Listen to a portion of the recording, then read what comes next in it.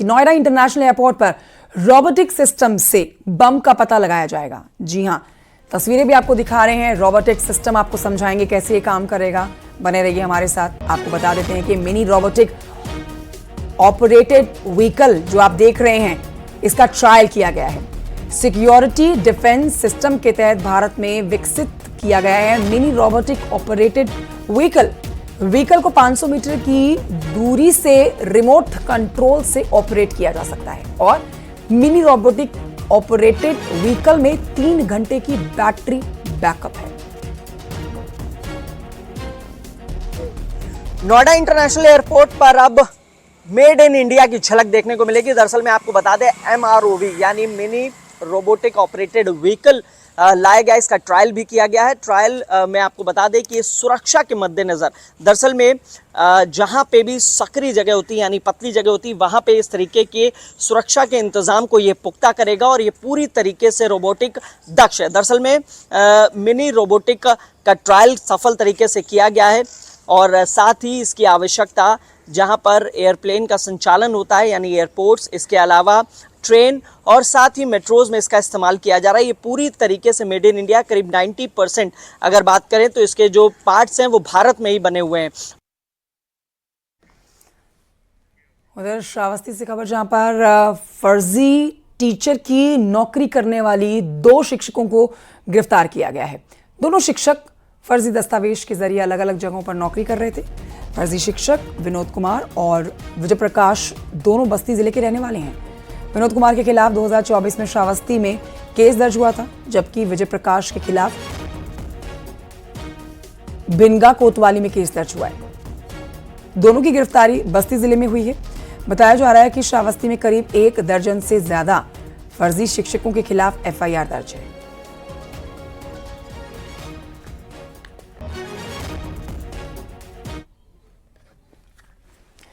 बांदा से अगली खबर, जहां पर एक शख्स ने खुद को तमंचे से गोली मारकर सुसाइड कर लिया।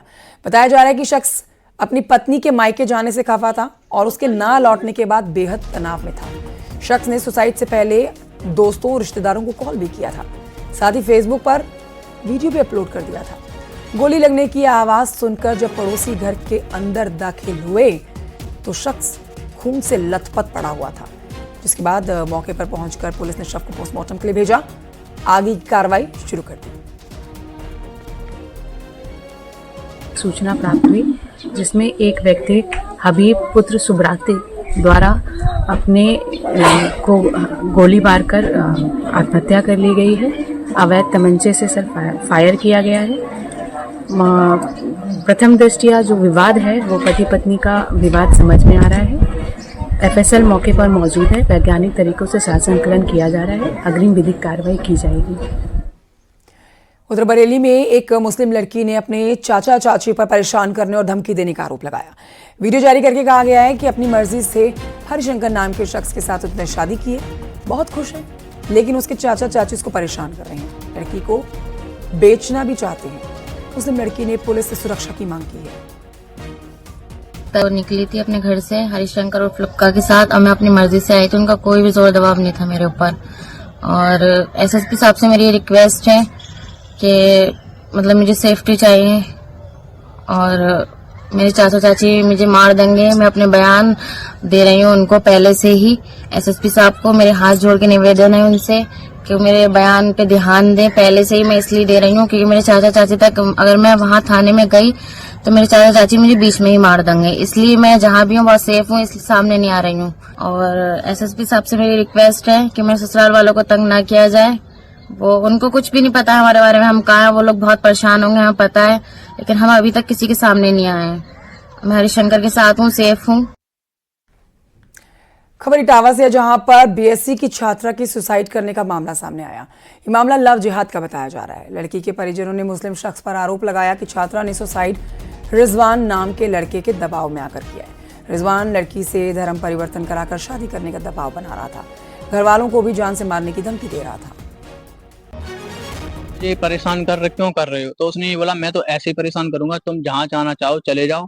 मैंने FIR की थी उसके खिलाफ, कुछ सुनवाई नहीं हुई 2 दिन तक। मतलब एक बार पुलिस आई 6 दिन में, कुछ सुनवाई नहीं हुई। एक बार पकड़ ले गई ओनली, 1 घंटे में छुट के आ गया, पता नहीं कैसे आ गया, पैसे दे दिए, कुछ भी दे दिए। वो भी मेमदन है और एसओ है, वो भी मेमदन है। उनका पता नहीं क्या हो गया, वो जातिवाद कर रहे हैं एसओ साहब हमारे, पता नहीं क्या।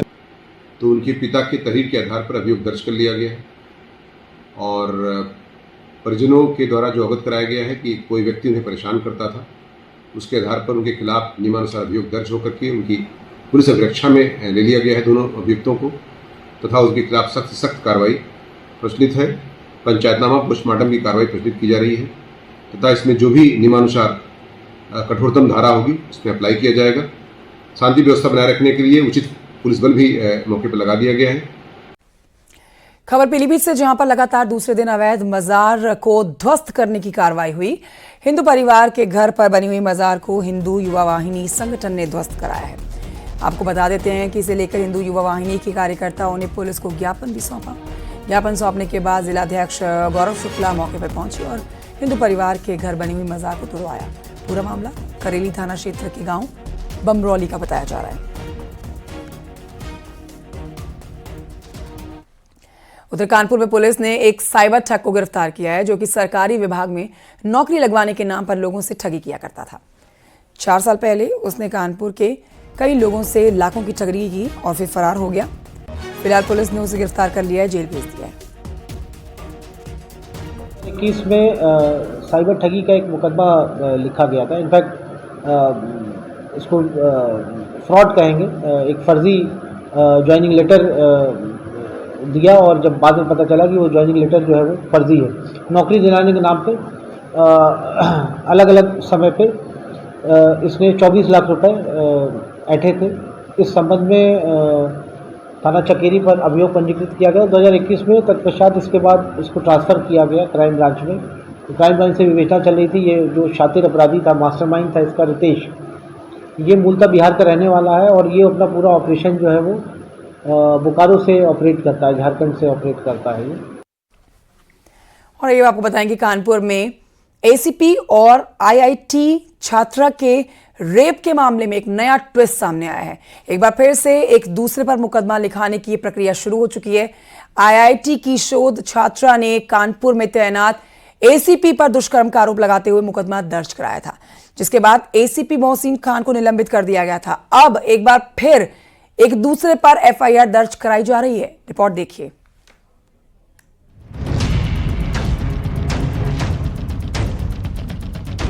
कानपुर में एसीपी पर दुष्कर्म का मुकदमा दर्ज कराने वाली आईआईटी छात्रा पर कोर्ट के आदेश के बाद मुकदमा दर्ज किया गया है। ये मुकदमा एसीपी की पत्नी सुहेल सैफ ने दर्ज कराया है। छात्रा पर आरोप है कि एसीपी के घर में घुसकर सभी को बंधक बनाकर धमकी दी। हालांकि पीड़ित छात्रा ने आरोपों से इनकार किया है। इसके साथ ही छात्रा ने मोहसिन खान और उनकी मां पर जबरन इस्लाम धर्म अपनाने और निकाह का दबाव बनाने का आरोप लगाकर कल्याणपुर थाने में तहरीर दी है। आईआईटी कानपुर की छात्रा ने तत्कालीन एसीपी मोहसिन खान पर 12 दिसंबर 2024 को दुष्कर्म का आरोप लगाते हुए रिपोर्ट दर्ज कराई थी। इसके बाद मोहसिन खान को सस्पेंड कर डीजीपी कार्यालय से अटैच कर दिया गया था। 19 दिसंबर 2024 को हाईकोर्ट से स्टे मिला और चार्जशीट तक कोर्ट ने गिरफ्तारी पर रोक लगा दी थी। इस मामले में एसीपी की पत्नी सुहेल सैफ ने छात्रा पर घर में घुसकर बंधक बनाकर गाली गलौज का आरोप लगाया है। पुलिस ने छात्रा के खिलाफ रावतपुर थाने में मुकदमा दर्ज किया है। आईआईटी की छात्रा के साथ हुए यौन शोषण के मामले में रोज नए ट्विस्ट सामने देखने को मिल रहे हैं। जहां एक और दिसंबर महीने में आईआईटी की छात्रा ने एसीपी मोहसिन खान पर मुकदमा दर्ज कराया, तो वहीं अब लगभग 4 महीने बाद एसीपी का परिवार भी अब एसीपी के समर्थन में आया है और उसने एसीपी की पत्नी ने न्यायालय में एप्लीकेशन लगाई, जिसके बाद न्यायालय के आदेश पर आईआईटी की उस छात्रा के खिलाफ रावतपुर थाने में मुकदमा दर्ज हुआ है। हनी ट्रैपिंग का ये मसला है कि मेरे हस्बैंड ने पीएचडी में एडमिशन लिया था, वहाँ पर सबसे दोस्ती हुई थी, उनकी भी दोस्ती थी, मैं जानती थी उस लड़की को। उस लड़की ने क्या करा, क्या उनको कैसे फंसाया, डेली वो जाते थे पढ़ाई करते थे, क्या उसने ऐसी बातें की कि वो बिल्कुल वहीं पर ही जा के उसने उनको बिल्कुल ऐसा कर दिया कि हम सबको उसने परेशानी में डाल दिया। और सब कुछ उसने एक स्टोरी बनाई है, कुछ भी सच्चाई नहीं है स्टोरी में, सब कुछ एक स्टोरी है। वहीं दूसरी ओर छात्रा का कहना है कि घटना के संबंध में पहले ही बयान दे चुकी है। छात्रा ने एसीपी और उनके परिजनों के खिलाफ कल्याणपुर थाने में तहरीर दी है। पीड़िता के मुताबिक मोहसिन की मां ने बार बार फोन कर भावनात्मक रूप से प्रभावित करने का प्रयास किया। धर्म परिवर्तन कर मोहसिन से निकाह का दबाव बनाया। फिलहाल पुलिस ने पीड़िता के आरोपों की जांच शुरू कर दी है। इस प्रकरण में छात्रा द्वारा थाना कल्याणपुर पे एक मुकदमा के लिए प्रार्थना पत्र दिया गया है। चूंकि इसमें पहले से ही विवेचना प्रचलित है, इसलिए इसकी जांच की जा रही है। जांच के बाद जो भी आवश्यक कार्रवाई है वो विधिक की जाएगी। सर, एसीपी की वाइफ ने भी एक मुकदमा छात्रा के खिलाफ लिखवा दिया। इसमें रावतपुर थाने पे माननीय न्यायालय के आदेश से एक अभियोग पंजीकृत हुआ है, उसकी विवेचना प्रचलित है। कानपुर में पुलिस अधिकारी और शोध छात्रा के बीच नया विवाद चर्चा में है। पुलिस दोनों पक्षों की शिकायतों के बाद जांच कर रही है। देखना ये है कि पूछताछ और जांच के बाद कौन से नए पहलू सामने आते हैं। अमित गंजू, न्यूज़ 18, कानपुर। खबर जहां पर एक दिल दिलाने वाली घटना सामने आई है। एक शख्स ने अपनी होने वाली पत्नी पर चाकू से वार करके सुसाइड कर लिया। प्रेमिका का फोन बिजी होने पर शख्स ने ससुराल पहुंचकर इस घटना को अंजाम दिया। फिलहाल प्रेमिका की हालत नाजुक है, जिसे अस्पताल में भर्ती कराया गया है। शख्स के शव को पुलिस ने पोस्टमार्टम के लिए भेजा है। हो गया था जिसमें किसी बात को लेकर लड़का लड़की के घर आया था। घर में उस समय कोई मौजूद नहीं था, लड़की ये मौजूद थी। किसी बात को लेकर उन लोगों में अनबन हुई, जिससे लड़के के द्वारा लड़की के गले पर वार किया गया तथा बाद में स्वयं भी फांसी लगाकर आत्महत्या कर ली गई। इसमें सूचना प्राप्त होने पर तत्काल प्रभारी निरीक्षक व अन्य उच्च अधिकारियों के द्वारा मौका मुआयना किया गया व फोरेंसिक टीम के द्वारा घटनास्थल का निरीक्षण किया गया। लड़की का उपचार चल रहा है, उसकी हालत स्थिर है। लड़के का पंचायतनामा भर के पोस्टमार्टम की कार्रवाई की जा रही है। दोनों सजाती है व दोनों में विवाह संबंध स्थापित होने वाला है। इटावा से एक बेहद ही चौंकाने वाला मामला सामने आया है। एक शख्स बेटी की शादी के बहाने लड़के वालों के घर गया, लेकिन उसके जाने के बाद सभी सन्न रह गए। पूरा मामला जानिए इस रिपोर्ट में।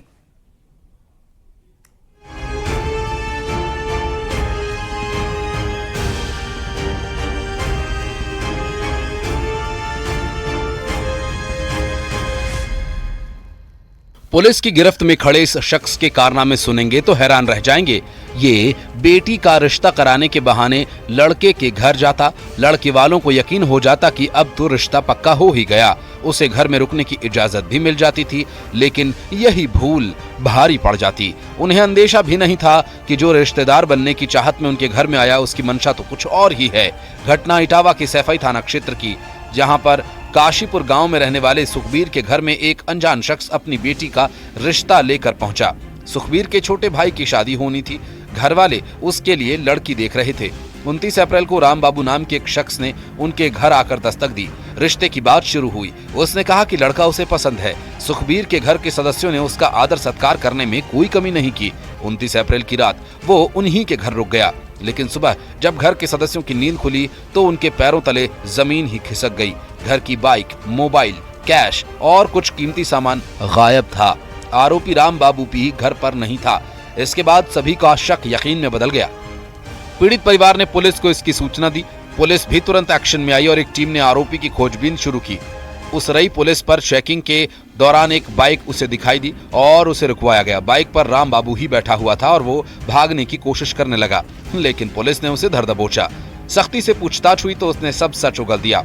बाइक, मोबाइल और अन्य सामान सब कुछ बरामद कर लिया गया। आरोपी राम बाबू लगभग 50 वर्षीय है और जो कानपुर देहात का रहने वाला बताया जा रहा है। राम बाबू पुत्र मंगली प्रसाद निवासी खमैला थाना झिंझक जिला कानपुर देहात को एक रथ मोटरसाइकिल व एक मोबाइल रेडमी व कुछ नकदी जो चोरी के थे सैफई पुलिस द्वारा गिरफ्तार कर विधिक कार्रवाई संपादित की जा रही है। पूछताछ में आरोपी ने बताया कि उसने घर की पूरी जानकारी ली और रेकी के बाद चोरी की वारदात को अंजाम दिया। पुलिस ने धारा संबंधित धाराओं के तहत कार्यवाही करते हुए उसे जेल भेज दिया। इटावा से न्यूज़ 18 के लिए दिनेश शाक्य की रिपोर्ट।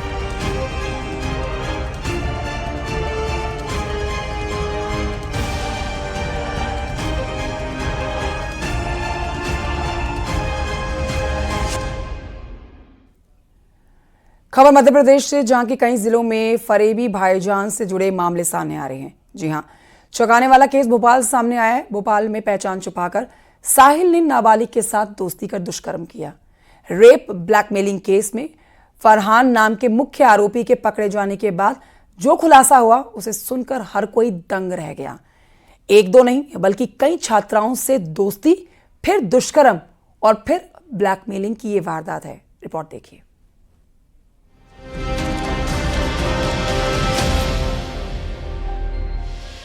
शहर शहर फरेबी भाईजान से सावधान।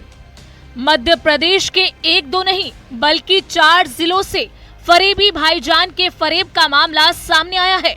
छतरपुर में जहां समीर खान ने धर्म छिपाकर पहले हिंदू लड़की को प्यार में फंसाया, फिर शादी कर उस पर धर्म परिवर्तन का दबाव बनाया, तो भोपाल में पहचान छिपाकर साहिल ने नाबालिग से दोस्ती कर दुष्कर्म किया। दमोह में हिंदू संगठनों के लोगों ने नाम बदलकर हिंदू नाम की आईडी पर लॉज में हिंदू लड़की के साथ रह रहे इजराइल खान को पकड़ा है। लड़के के मोबाइल से हिंदू लड़कियों के अश्लील वीडियो और फोटोग्राफ मिले हैं, जबकि सागर में पहचान छुपाकर युवती से रेप करने और धर्म बदलने का दबाव देने का मामला सामने आया है। युवती की माने तो वो किराए का मकान लेकर पढ़ाई के लिए रतलाम में रहती थी और मार्च 2024 में सोशल मीडिया पर फरहान मकरानी से दोस्ती हुई। उस समय उसने अपना नाम गोलू बताया था और बर्थडे पर रेप कर धर्म बदलने का दबाव बनाने लगा। लगातार इस घटनाक्रम पे पुलिस ने कड़ी कार्रवाई की है। इसमें अभी तक हम जानते हैं कि 5 आरोपी गिरफ्तार हो चुके हैं। कॉलेज से जुड़ा हुआ जो मामला है उसमें लगभग 5 आरोपी गिरफ्तार हो चुके हैं। एक उसमें व्यक्ति जिसका आरोपी में नाम था, उसने लगभग 3 महीने के आसपास पूर्व में उसमें आत्महत्या कर ली थी और एक आरोपी को पुलिस तलाश कर रही है। इस घटना से जुड़े हर पहलू की सूक्ष्मता से पुलिस जांच कर रही है और इसमें सख्त कार्रवाई सुनिश्चित करेगी।